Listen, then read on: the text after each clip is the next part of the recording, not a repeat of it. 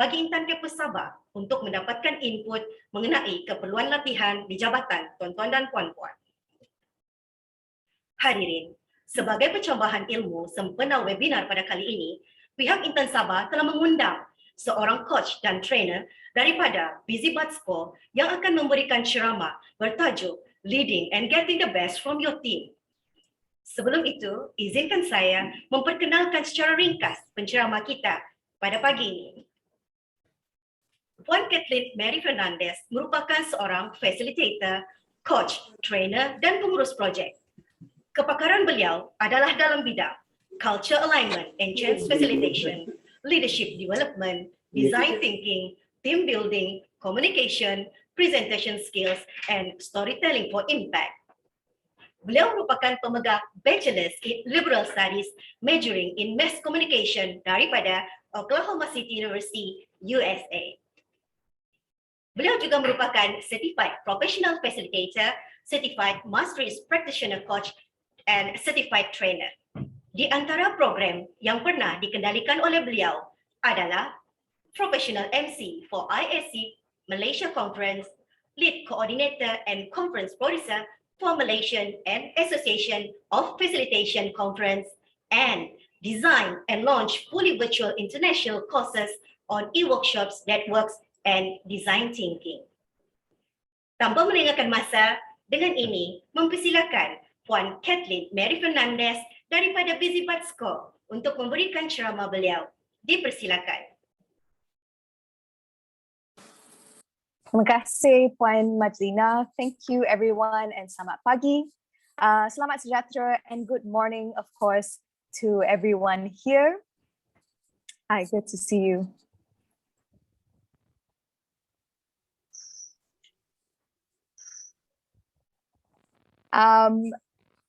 First of all, thank you so much for Intan Campus Sabah untuk for inviting me and for having me as one of your speakers for this event. I'd like to also thank each of the esteemed guests here today. I'm sure all of you are leaders in different ministries and doing wonderful things with your team. Saya meminta kebenaran ya dari semua untuk bercakap dalam bahasa Inggeris for the rest of the program. Kalau ada apa-apa soalan, kalau ada apa-apa yang tidak difahami, boleh je tanya. Tapi saya lebih comfortable cakap dalam bahasa Inggeris.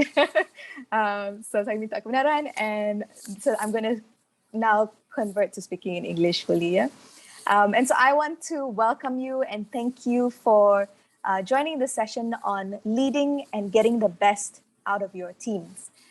As Puan Majlina has introduced me, I'm your speaker, Kathleen Marie Fernandez. You can call me Kathy. Coach Kathy is fine.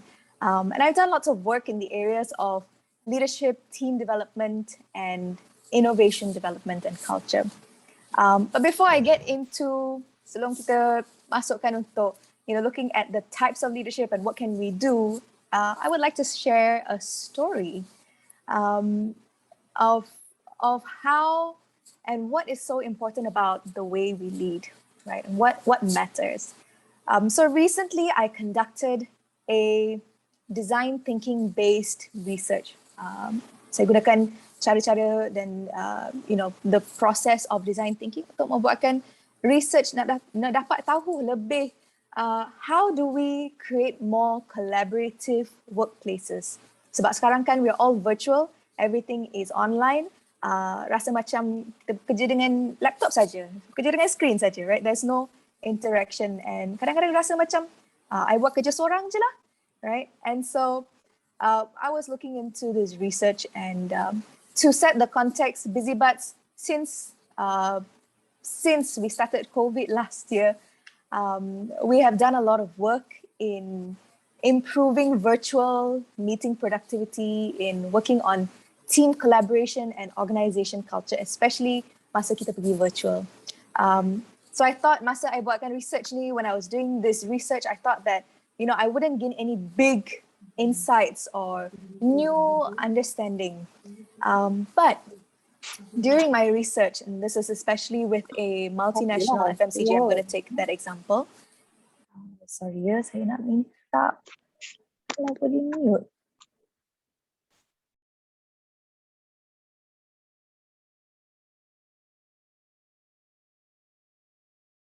Puan, we cannot hear you, Puan. Hello, can you hear me now? Okay. Thank you, Rosie. Saya cakap seorang-seorang je tadi. So, yes, I was saying that during the research, I was looking at a multinational FMCG, a fast-moving consumer goods company, and I got to observe dua meeting. I got to see one team that was based in Johor, dan satu lagi team yang that was based in Sabah, right? And I also had the opportunity to interview the team leader. I got to interview the territory manager and understand their teams and their leadership approach better. And as I was reviewing, saya dah cakap dengan diorang, I observed, I was watching their meetings, I was taking lots of notes, right? And as I was reviewing the data, I realized to my biggest surprise, but tadi kan I ingat, tak adalah big surprises, big insights that I'm going to get. But to my surprise, the insight that I gathered was that the greatest factor to how a meeting was conducted and how the team was being developed was based on the values that the leader held. So I'm just going to bring up my screen. Yeah. And so this was the insight that I landed on, right? The way that the meeting was conducted, how the team was developed, how they were spoken to, was based on the leaders' values and beliefs, penilaian dan kepercayaan, right? The really deep-seated beliefs, and that was the biggest factor, right? The perception, how they viewed themselves as a leader, how they viewed themselves as an individual, affected the way that they held their meetings. So I'll give you an example. You'll see on the right here, this is Hofstede's organizational culture, onion model, but this really looks at the center of it, beyond all of our behaviors, it really is our beliefs and our values. So let me tell you about the leaders that I spoke to. So leader A, yang dari Johor tu, he believed in building relationships. He believed in creating a safe space for his team, right? For him, people were important so that they could come to him with any challenges that they face. Tak kisahlah if it was a delivery challenge, it didn't matter if it was they were stuck somewhere or a family issue. He constantly believed that they should be able to come to him. And so he created that space. And as I dug a little deeper, masa saya interview dia and bertanya banyak soalan, kan 2-3 jam saya bercakap dengan dia. And he shared that, that I found out that he sees himself as a leader. His belief, right, his value is that he needs to help his team, empower them and smoothen any roadblocks as an agent. It's about, before this, he's been in the company for 10-15 years, and he started off as an agent and he rose the ranks, right? So for him, he believed that as I am in a leadership place, I want to help make it easy for my team. So that was leader A. Young leader B, he believed in data. He believed in making data-based decisions, which is good, to avoid hierarchical influence. Yang itu, tak kisahlah you kat bawah ke, kat atas ke. I want to make sure that bila kita nak buat decisions, bila kita nak buat perancangan and plannings, it has to be based on data, right? And so as I observed and interviewed him, I realized that he wants to grow his leadership. Yang dia sendiri, he wants to grow up quickly. He wants to rise in the ranks quickly. And he believes that he should be seen for his competency, apa katanya, his capability, right? And not his age, especially because he's a young, middle-aged manager. And again, it shouldn't be a surprise because in all of our culture work, masa kita buat program dengan organizational culture, understanding human behavior, this is the model that we always look to. That at the core of our behaviors, our actions, what influences us is our personal beliefs, our personal perceptions and values. And so as we get into the session, I want to encourage each leader in this room, because I'm speaking to you as leaders, all of you are holding whether you have a title or not, you are a leader, right? And so I want to encourage each leader in this room that it's not enough just to change our actions. It's not enough just to use new tools, productivity tools ke, nak gunakan Zoom banyak-banyak ke, it doesn't matter, right? It's not enough to have just activities to boost morale and engagement. Sebab sekarang, there's a lot of people who are doing online classes or health sessions, makan-makan bersama. Those are good, but it's not enough, right? Those are important, but the root, it requires each of us to look into our values. No matter what the leadership model that I have looked at, there is always a component of the core of the leader, leading yourself first, right?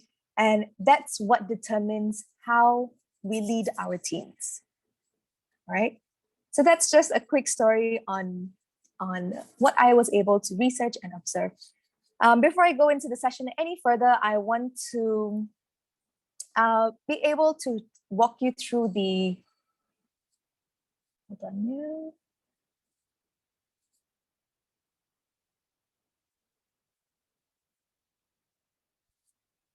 Okay, the session norms for today is that I would ask everyone to keep your mics turned off and keep your videos on. Sebab kalau saya boleh nampak muka tuan-tuan dan puan-puan, then I feel like I'm speaking to you and bukan just dekat screen macam tadi.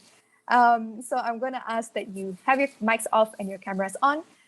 If you want to ask a question, you can type it into the chat box. If you want to share a thought, please share into the chat box as well. Your questions and your thoughts are very welcome because all of you have this experience too.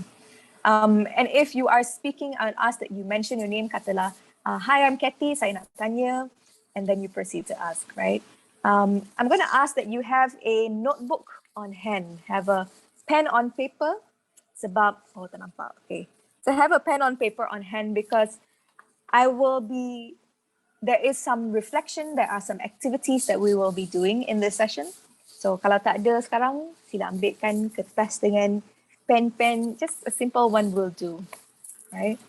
And of course, bila kita dekat virtual space to practice virtual patience, anything can go wrong at any point in time, right?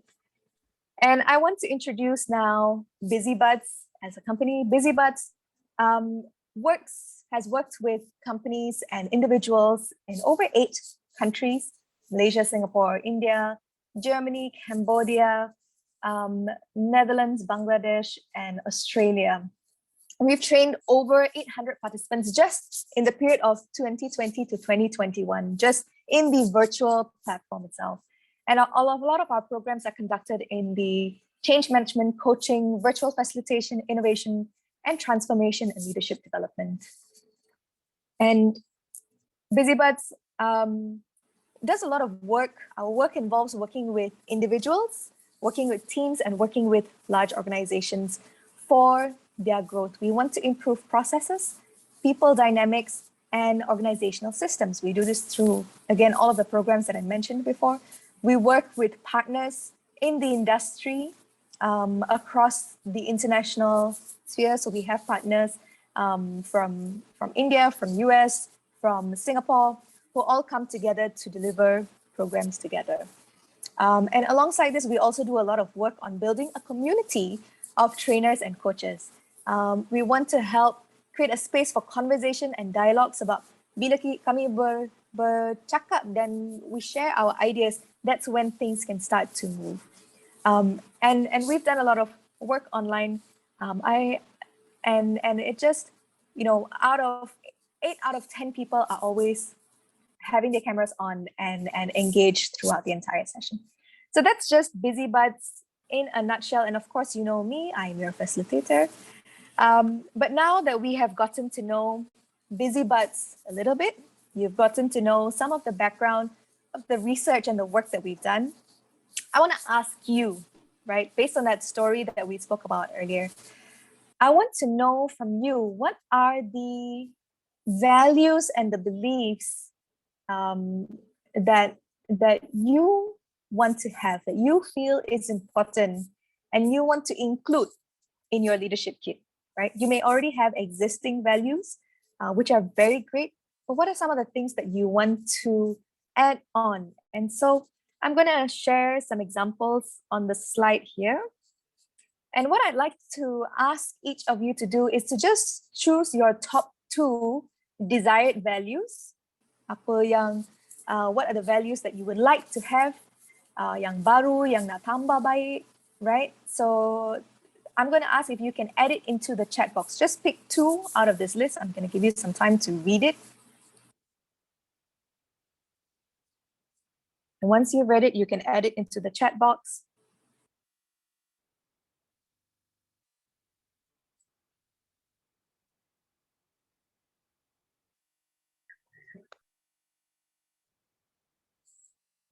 Yeah, so I've put the question into the chat as well. Okay, thank you, Murugan. He said vision and commitment. Mr. Wenket has said integrity and respect. Miss Rosie has said, Encik Rosie, yeah? Commitment.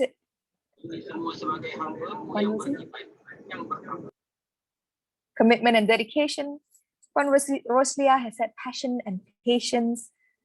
Zuriati has said relationship and accountability, integrity and respect, adaptability and growth, commitment, integrity, vision and integrity.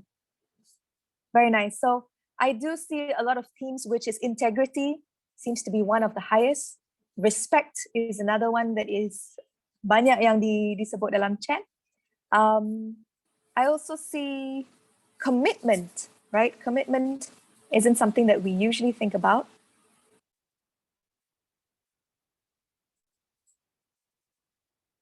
But it absolutely is important. Adaptability, and Jay Herdy has said, adaptability and growth. Yes, especially because we are in this VUCA world, everything is changing lebih cepat daripada biasa, right? Everything is dari minggu ke minggu, dari bulan ke bulan, everything is different and there's always something new. So that adaptability. Thank you everyone for sharing those top 2 values that you want to have. And if I could just ask 1 or 2 of you to unmute yourself and to share with me, why did you choose those 2 values? I'm going to ask Cik Sukarni, if you can unmute yourself. You mentioned commitment and relationship.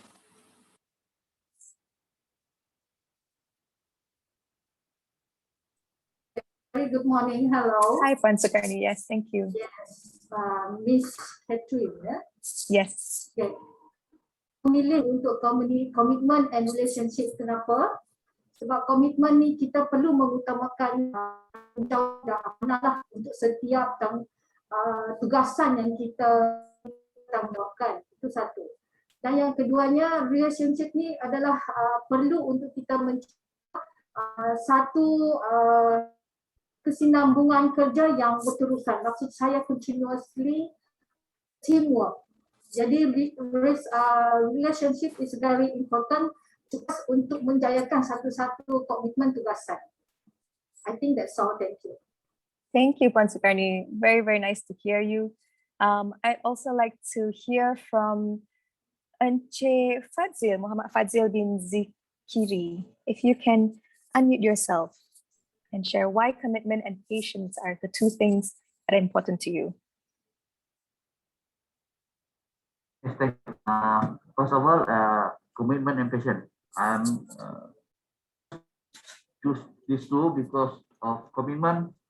We have to focus on our routine, what to do, and patience to deal with the public, especially, and more on the human resource, how to deal the conflict of interest, because management is very, very difficult to handle every day, different. Then we have to have a commitment and patience. That's all. Thank you so much, Encik Fadzil. I really like that you said for dealing with conflicts of interest, which happen very frequently, we have to have commitment to our teams and to building the team, right?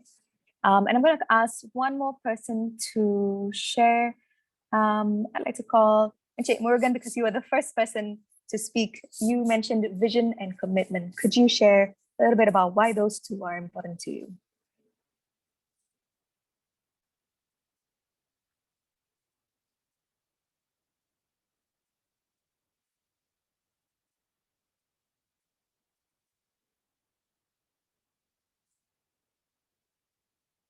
Encik Morgan, if you are able to unmute yourself, that would be great. If not, just let me know in the chat.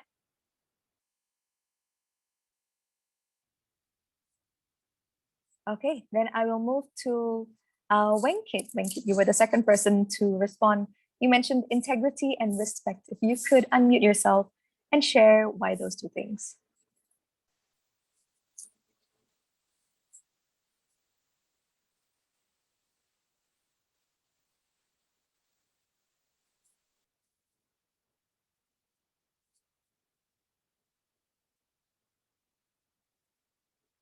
Mr. Wenkit, I see your face has popped up, but I cannot hear your voice. So if you are speaking, I just ask that you unmute yourself.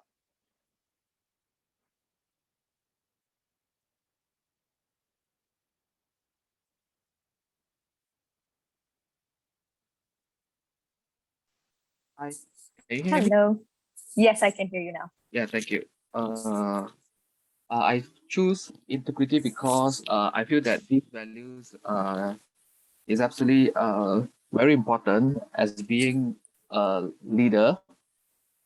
Because if without integrity, then people will actually is actually connected with the next point or value that I choose, that which is respect. So I will feel that no integrity, which means that if people knows that you are not doing so good, then people will lose respect on you. That's why personally I feel that these two values are very important in order to become a successful leader, and also to be a good role model examples to the others. That's all for me. Thank you. Thank you, Mr. Wenkit. And I like the word that you use at the end there, that we are to be role models to the people that we lead, right? And so all of these are great responses. And so I want to thank each of you for sharing in the chat. I really appreciate it. I read through most of your answers, and I really do appreciate it. So let's move into then.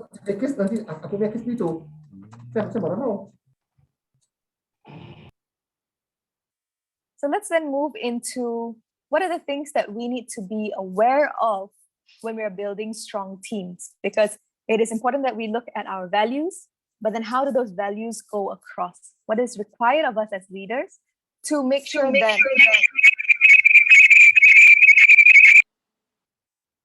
thank you. To make sure that we are able to build strong teams. And I'm sure some of these models that I'm about to present to you, mungkin banyak orang tahu, maybe a few of you have heard this before, but I want to share this because it's not just about the model, it is about how we are aware of this when developing our teams. So the first thing that I want to speak about is the Tuckman's model of team formation. And maybe you have observed, even if you have not seen this model, you can just type into the chat, yes, I know this model, no, it's my first time. That would be good to know as well. So go ahead and type that into the chat box as I continue sharing. So when we look at the team formation model, this is stages of team development. A team can go through a forming, right? A place where people are coming together, new or old, we're learning our roles. And then we may go into storming, which is we're trying to figure out, macam mana saya nak bercakap dengan orang ni? How do I communicate with this person? What are the different expectations, right? So rasa macam stress lah sangat nak discuss dengan group ni, right? Because we're still figuring out the best way to relate to the team. So that is the storming phase. And then slowly it goes into the norming. We become more stable, right? The team becomes, understands the norms, just like how we set the norms in the beginning. We want to keep our mics off and our videos on, and we want to be able to have our notebooks. those are the norms that the team starts to see. I'm glad that most of you are seeing this for the first time, and then you get to take this and move forward. And so the norming is very important because after we understand each other, after we have a bit more communication, more experience, more empathy, we start to get macam biasa, right? So norming is getting comfortable, getting biasa with the rest of your team. And performing is the last part of it because and it doesn't necessarily mean that it has to be in sequence. Sometimes even when we are performing, katalah we have a short time period, we straight away go into performing, tapi masa tu ada storming, ada norming, ada forming. The next time you do it, maybe your norming dah selesai and you perform better, right? So when we go into performing, that looks at the team is able to collaborate, is able to work together. There is a level of understanding. I'm sure many of you have had experience, katalah with a teammate or a leader or your employees who macam you rasa orang ni faham saya, senang je dia dah dapat, right? And it's like you tak payah cakap the whole idea or the whole thing. Saya rasa kita boleh buat macam ni, right? And then they start building on it. That's when a team gets into a place of synchronization, right? So thank you, Morgan, for sharing. No worries, we'll hear you in the chat. So this is when the team comes into performing very well.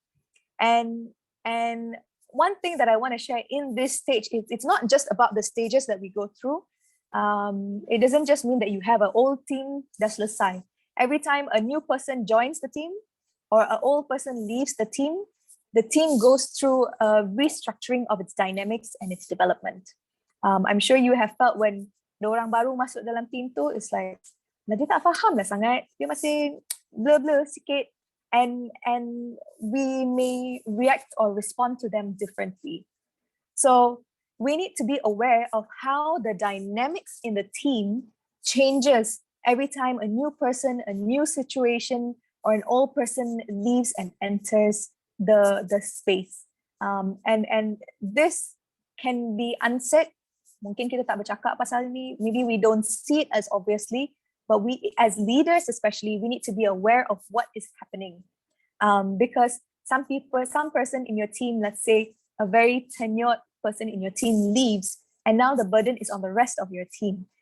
Someone else might feel, susah sangat lah, saya sekarang kena buat kerja dia, saya kena buat kerja saya kena tolong orang tu, and the dynamics start shifting, right? So we have to be aware of what's happening in our teams, what's happening for them internally and mentally, because it's their emotion that we are managing, not so much their tasks, right?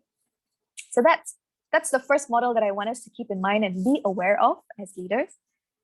The second model that I want to look at is the various levels of individual capability. This is a model called the situational leadership model. Again, you can share in the chat. Have you seen this? Have you used this? Is this your first time hearing about this? And so I can also know whether to explain more or less in the chat. Yeah. So you can share in the chat. But the situational leadership model, yes, Sukarni, I will be sharing the slides. I'll share it with the Intan team, and then they will share it with you. So yes, it is the situational leadership model, which talks about how with different people in different situations, different levels of the employee, we have to take on a different role as a leader. So the same example of a new hire entering into the organization, right? Let's say a new fresh grad, baru lepas college, mungkin dia kerja internship sebelum ni, and now they're joining the workforce full time. They may have, if you look over here, here, the red circle on the right side, they may have very low level of skill and low level of knowledge. So that means they probably have low level of confidence as well. Saya buat betul ke? Format ni betul ke? Saya guna cara yang tetap ke? You know, so there's a lot of questions and a lot of worries as a young fresh graduate who probably has knowledge but doesn't know the skills and doesn't know the way of working in a team. So as a leader, you may be a little more directive. That means here are the instructions. inilah cara buatnya step by step, right? And then you also need to give them support sebab mungkin dia keliru, mungkin dia tak faham sangat. So you need to be able to check in with them a lot. So even though it says here you need low supportive behavior, in many other leadership models, it also looks at if you are to be a leader for any of your team, you need to be available for them. And so this is, as you go through the curve, maybe a person goes into a place of lower dependence and they need more skill, right? So they're becoming a high performer of a team. So S2 and S3 is where your team members go into high performer mode, right? They understand it, they cepat, they get things, everything is done very quickly, banyak ideas, these are high performers. So as you go into that space, you need to be able to coach them and to support them with their ideas, with their thoughts, give them support in decisions that they are making, coaching them in the area of saying, okay, what do you want to do? How can I, what are the areas you want to improve in? How can I support you? And then as they go into almost becoming like your partner, this person is sama-sama level, they're very competent, they're very capable, and they can act as your right hand. Here, you don't have to give them too much support and you don't have to direct them. You just need to delegate, right? And maybe they have ideas of their own.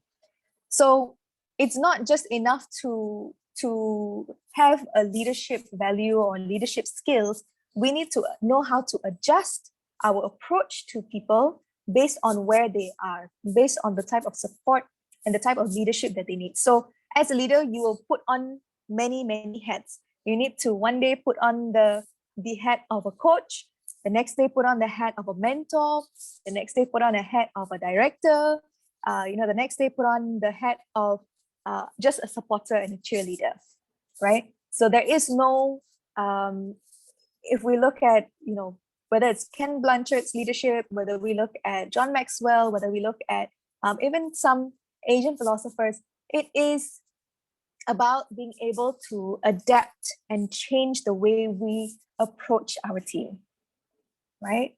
And so these are two things that really matters when you want to look at your leadership style, your leadership approach, and understand what's happening in the team, what's happening in the environment, right, of your team, and what's happening with the individuals of your team.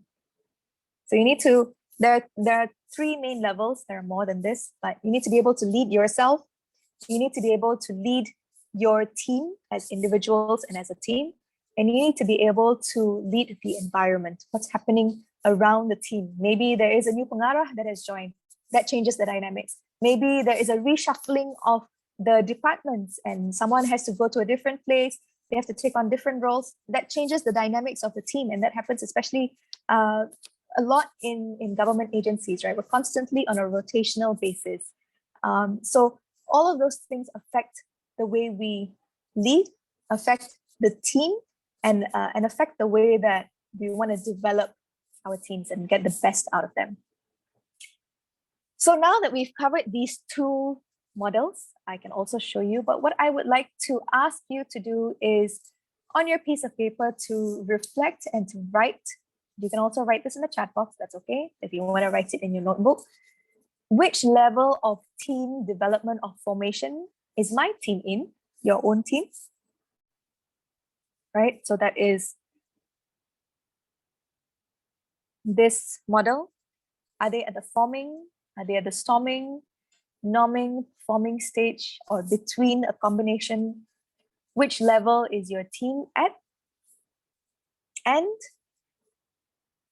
the individuals in your teams, I want to put the question up first. What are the levels of my individual contributors in the team? Each of your team members, what are their levels? Do they need more directive? Do they need more coaching? What are their levels in your team? So if you can write that into your notebook and share that into the chat, if you're comfortable, that would be great.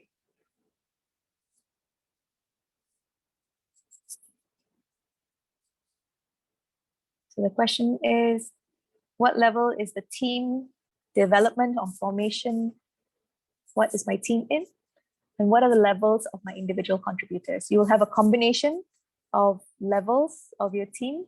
So you can write for the individual contributors, maybe 10% is at the directive stage, 30% is at the coaching and supporting stage, and 60% is in the delegating stage, right?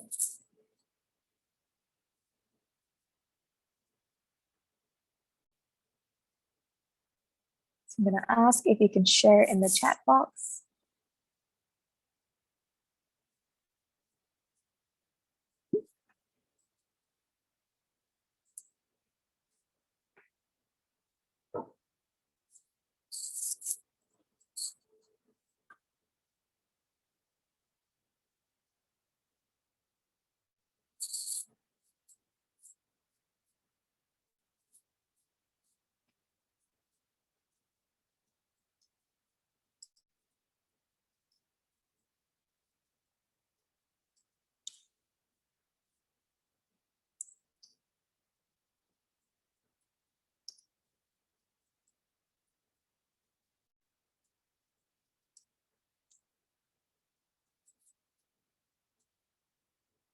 Thank you, Encik Herdiansa. I've also shared the question into the chat box. If you need me to go back to a slide and you want to look at it, that's also fine. You can just unmute yourself and ask for that.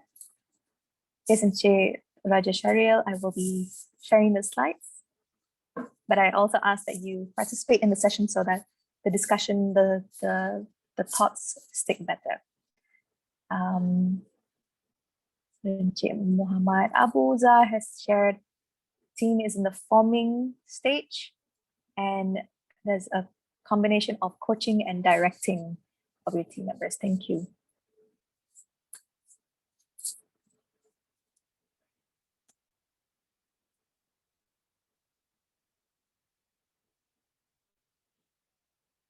Does anybody need me to go back to a slide? Just going to share the team formation slide again.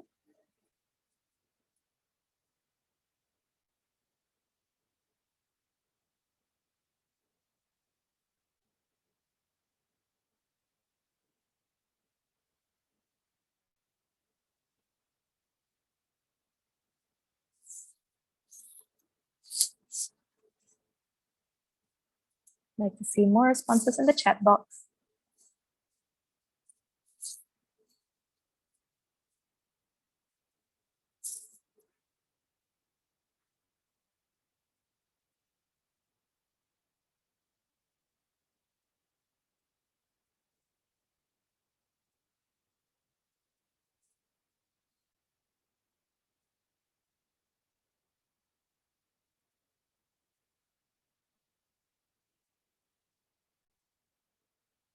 Yes, Tilma, it would be a combination, but could you specify which are the combinations that they are in? So they could be a combination of forming and storming. They could be a combination of performing and storming.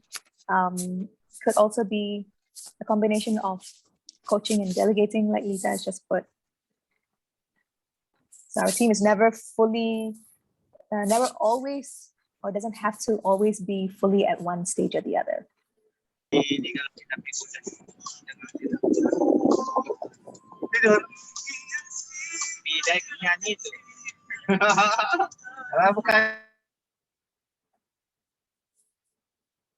Yeah.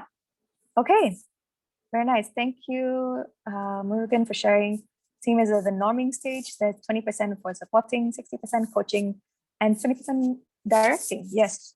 And this is completely normal, and our teams are going to change over time. So maybe this is something you want to constantly be aware of and checking.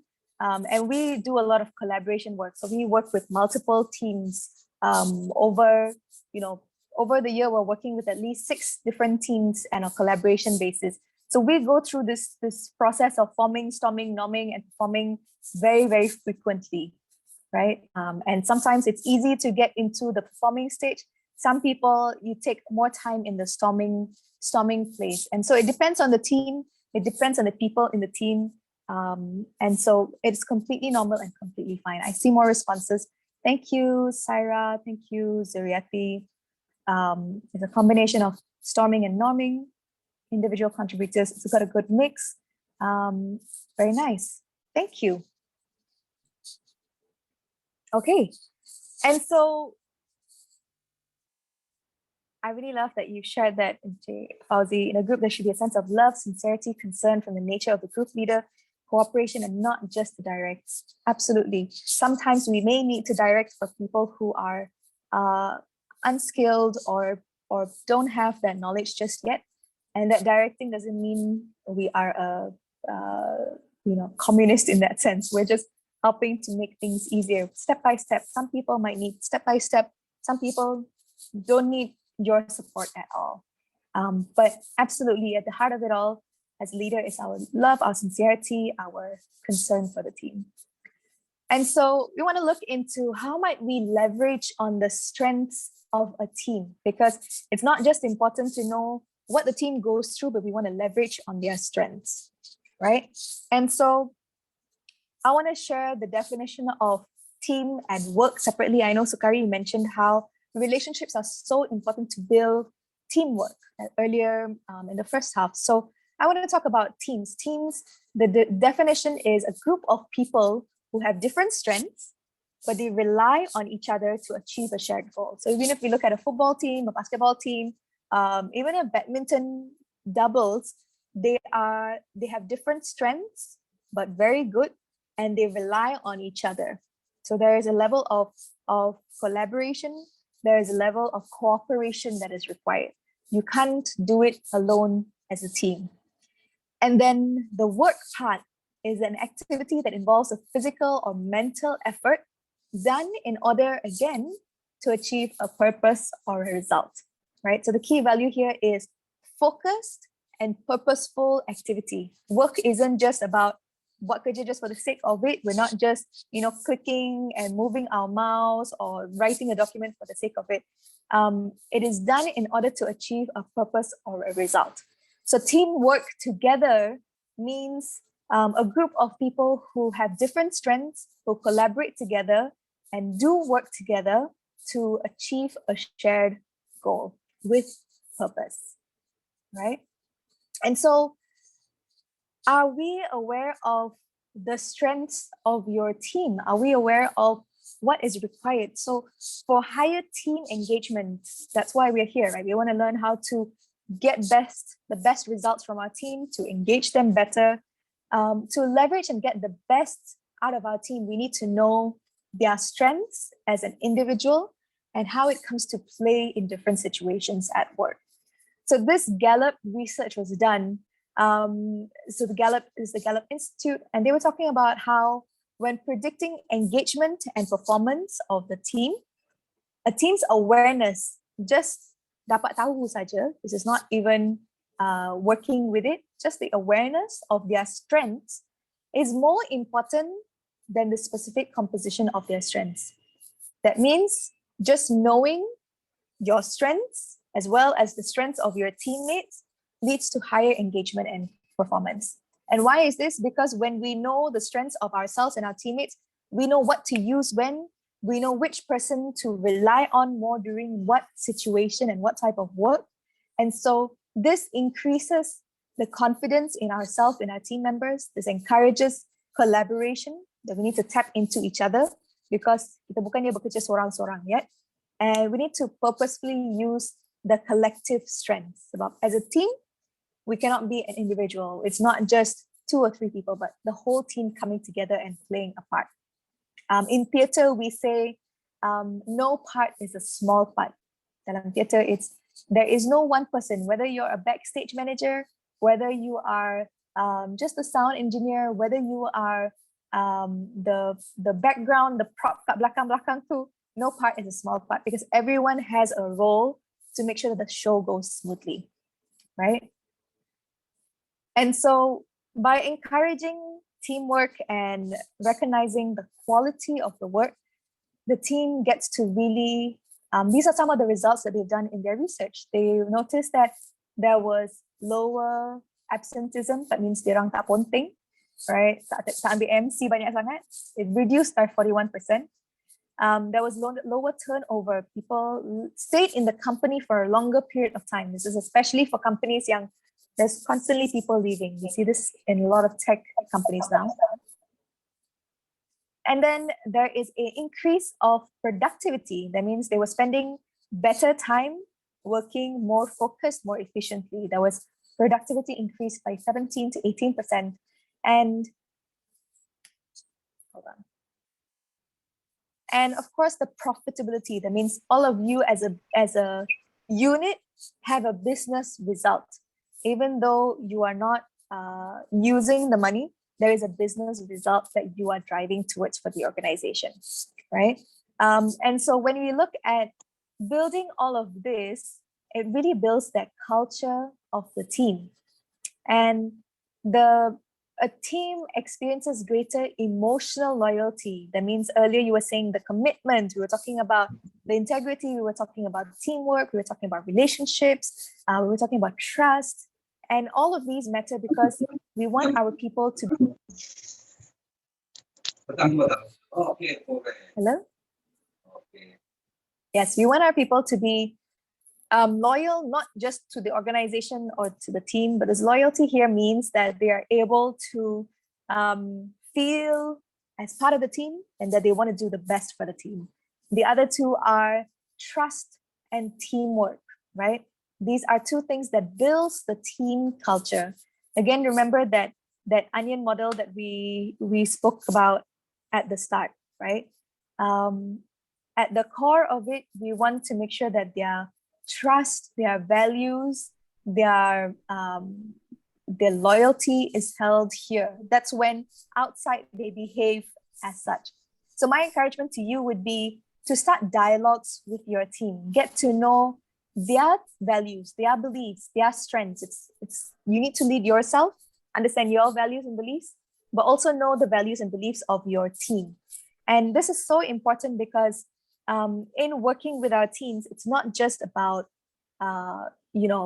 just doing the work. We're not just managing tasks and productivity. We're managing and influencing change. So I would like to ask if we can do a quick poll. So I'm going to ask the team at Intan if they can just put up this poll. The question is, what do you want to build most? It's just one choice. What do you want to build most in your team environment or culture? There are just a few options here. There are 6 options: trust, open communication, flexibility, feedback culture, collaboration, mutual respect. What do you want most in your team environment or culture?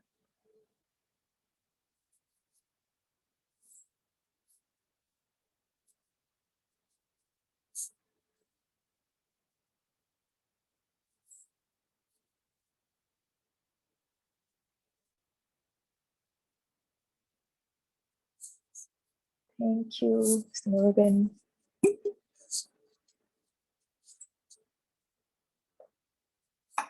Thank you, Parni. To the Intan coordinator, if we are about 60-70% who have inputted their answers, then you can close the poll. So then you can keep it open. Now, what do we want to build most in your team environment? I'm sure there are more than this, but out of these options,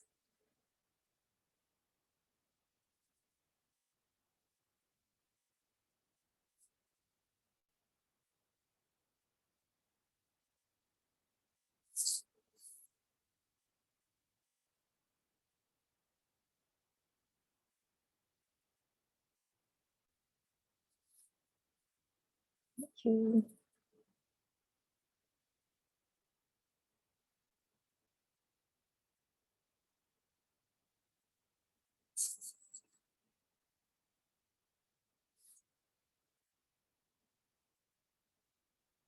And again, if you have any questions so far, you can also type that out into the chat box while we wait for the poll responses to come in.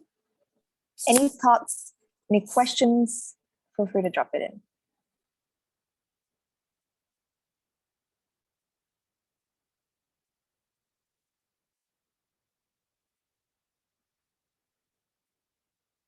Give it another 30 seconds, I think, and then we can close the poll.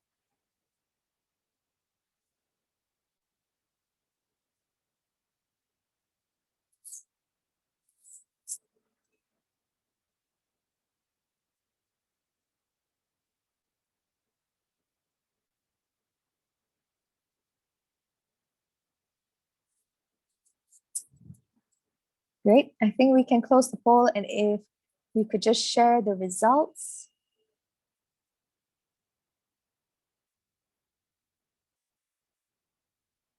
Great.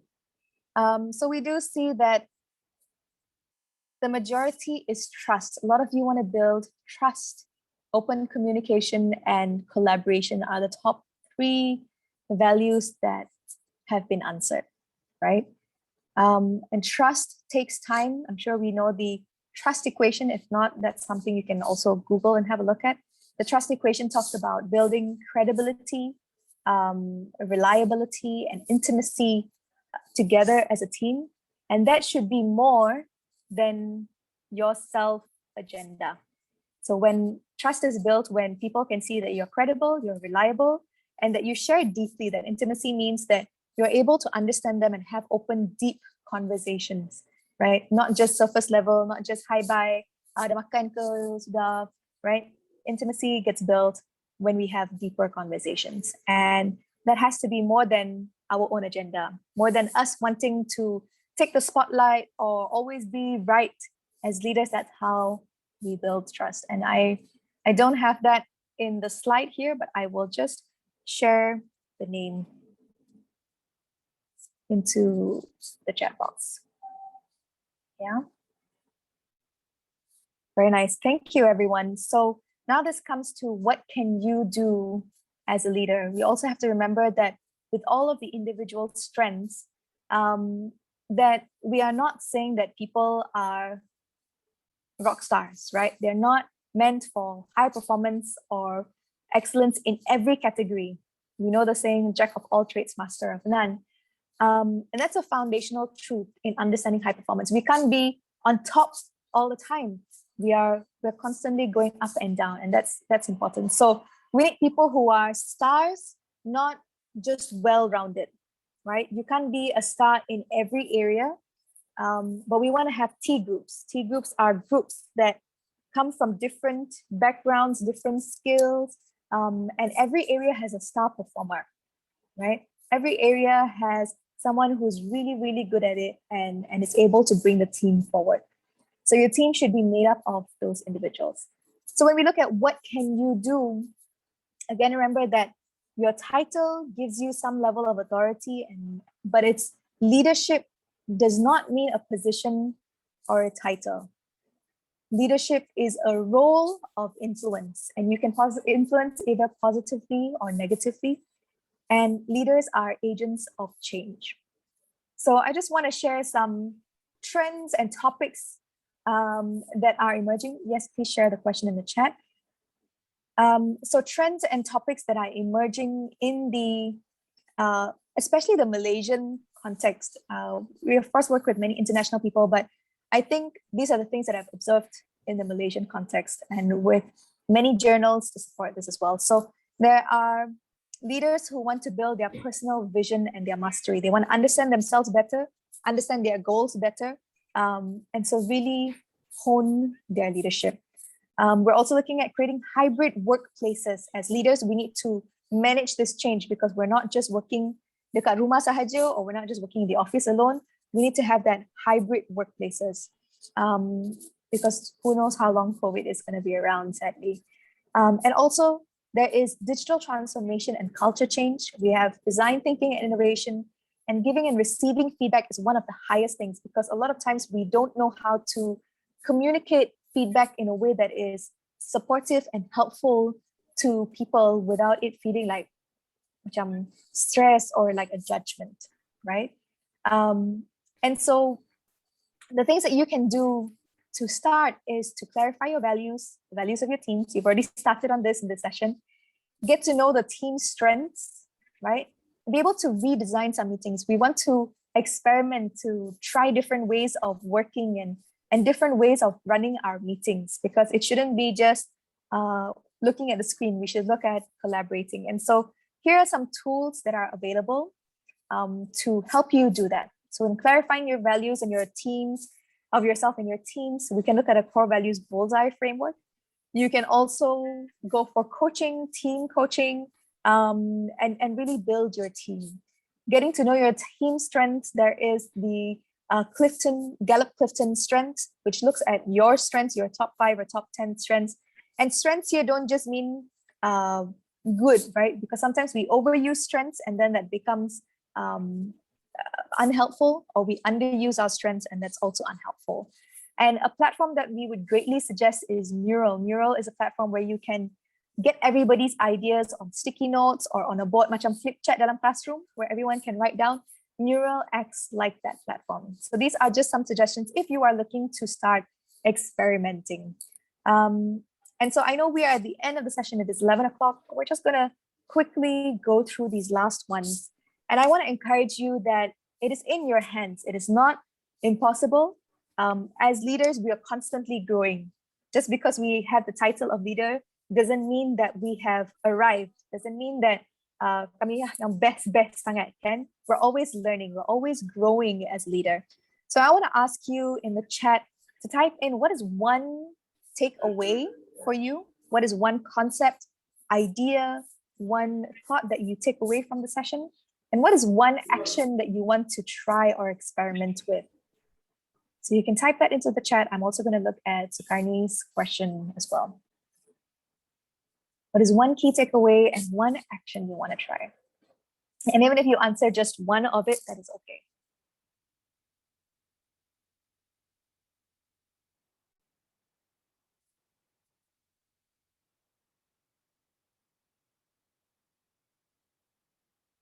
Okay, so while you're typing that, I'm going to respond to Sukarni's question, which asks, what does it mean of working in silo versus teamwork and integrity? So I'm going to keep integrity parked to the side first and talk about silo and teamwork first.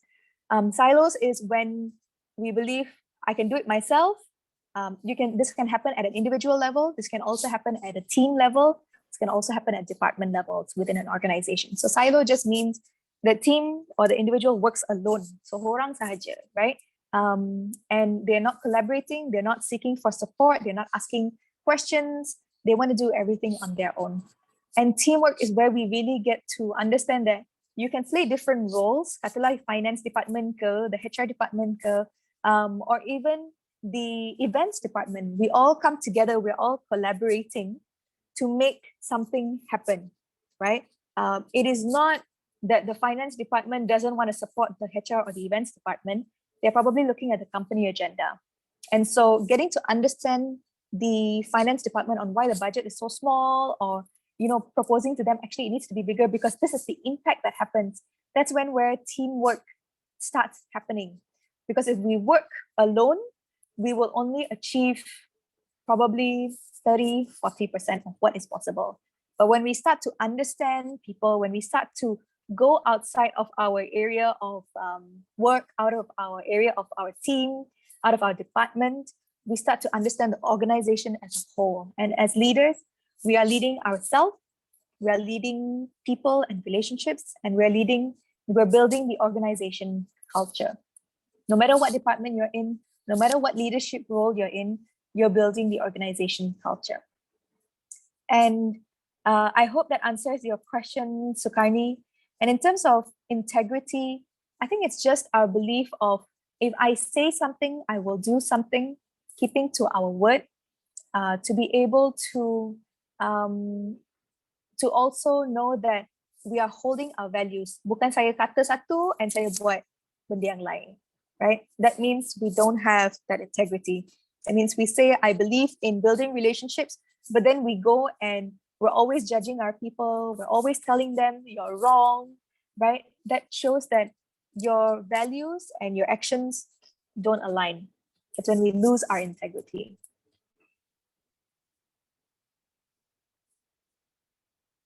Thank you, Sukarni. I see your statement. And yes, if there are more questions, feel free to share that. And if there is, I'd like to see more responses in the chat. So Herdiansa has said growth and adaptability are two things that you take away. Terry has said, I will try to influence rather than being authoritative. Absolutely. And influence is a huge thing. We do it just for example, I'm sure there's a team member in your team that says, jom makan ni hari ni. That person, and everyone says, boleh? And that itself is influence, right? You don't have to be a leader to have that influence. So we have to understand the team wavelength and work with it. The team where a leader wants to have everyone's engagement, but due to the presence of team member, which doesn't seem to want to engage because of the personal issue, what should the leader do? Great question, Zuriafi. And again, this is back to having that dialogue, having that conversation, right? Sebab banyak kali we operate on our assumptions. Saya tengok tu, saya rasa dia ni dia susah lah nak bekerja dengan, right? And we operate from that. Or we rasa macam, mungkin dia tak nak tanya lah soalan, maybe when he was comfortable. But as leaders, if we are able to have that conversation with them, to understand their expectation, their values, what's happening for them. And this is where coaching as a leader comes in very greatly, right? I as a leader, as a coach as well, it's not about giving the answers. It is about finding out. It's about building that bridge. It's about being able to know deeply what is happening for that person. So definitely try taking on a coaching leadership approach where you want to understand, you want to know their values, what's happening, and creating a plan forward together, being a support to them. You don't have to give the answer. They should be able to say it because our answers isn't going to fit their situation, right? So asking from them, what can they do? And I like Wenket has said, together we can move further. Absolutely. I like that Captain Mohammed has said, don't ever mix work with personal issues. In my place, we don't tolerate them approve their annual leave for Sunday to solve the issues. This is another approach to take. It depends on the organization. It depends on the team. It depends what works for you, right? Some leaders find that this works better for their team composition and for their organization culture. Some leaders might want to build that relationship and build that bridge. And again, there is no one size fits all. You have to try, you have to see what works and get feedback from your team. Is this working for you, or is there something you would like to see more? From me as a leader, we need to get feedback as well. Great. And so if there are any other statements in the chat box of your takeaway or your action that you want to take, I like that Junaizam has said, to be a leader, you should have respect from others rather than following orders for leaders. Have two-way communication. I agree that trust and engagement in a good manner. Absolutely. So that's great. I like that there are discussions happening in the chat box, and these are discussions that we have to continue having because we learn from each other. This is, again, the teamwork doesn't just happen in our function or our role or our department. Our teamwork even happens in spaces like this, where we're able to tap into different leaders, different expertise, different knowledge, because our perspective, kalau kita tengok dalam perspektif kami sahaja, we will just see this, right? But we're not able to see everything that is happening around us. There's so many things happening around us. And so with that, I'm just going to go into, yes, we've asked some questions. This is a feedback form. I'd like to request if you're able to scan this. I will also share the link in the chat box for you. Maybe you can just spend 3 minutes to complete this feedback. And if not, I will also share it with the Intan team, and probably they can share this with you in the chat, in the email as well. But I would greatly appreciate your feedback because we're constantly looking to improve the way that we engage. We're constantly looking to get more feedback because we see feedback as a gift. There are only so much things that we are aware of, but your feedback helps us to see our blind spots, helps us see beyond what we know of ourselves, helps us to see areas that are untapped for potential. So I would really appreciate if you're able to give your feedback towards us. And if you've scanned that, the link is in the chat box. But what I'm going to do now is I want to thank you. And I really want to appreciate all of you for being here, for participating, for asking your questions. And if you have any other further questions or you want to connect, you can connect with us at busybudsco@outlook.com. You can also go to our website, which is www.busybuds.co, and you can reach us on our social media platforms. So we're always looking to grow our community of people who are interested in growth and change. And so if you want to be part of that community, we'd be so happy to have you. But I really, really like how everyone over here is not just coming together with wanting to learn, but we're coming to learn from each other. And I think especially, in the public sector in Malaysia, yes, there are patterns that we have to follow. There are things that are probably more directive, but that doesn't mean that we shouldn't try new ways of leadership. And it doesn't matter where you are, whether you are a kindergarten teacher, it doesn't matter if you are an officer, it doesn't matter if you are the prime minister. Honestly, all of us have to constantly improve on our leadership capability, because it is a relationship skill, it is a human skill, it is not a title, right? And so in the public sector so far, I have realized that we are constantly looking to influence and make big efforts. And I think my encouragement to all of us would be, don't get tired of doing that. Put on a hat that says, I want to experiment, rather than a hat that says, I'm going to try this and this is the only thing that I'm going to try, right? So if we put on a hat of experimentation, we have a lesser level of change fatigue or change resistance. And as leaders, that is a big part of what you do. When we introduce new things, where we're looking at the resistance or the fatigue that people feel, rasa letih of just going through changes constantly and never seeing the result of it. But as leaders, and again, if that's something you're interested in, I'll be more than happy to speak to you about it, share material on what are the dynamics that we need to look at when managing change. But I thank you. I really appreciate this platform. I appreciate Intan, Campus Sabah again for this opportunity, and best wishes to all of you.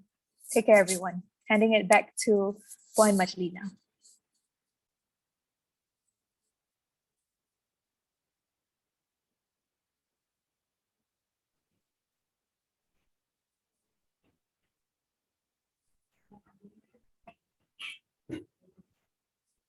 Terima kasih Puan Kathleen.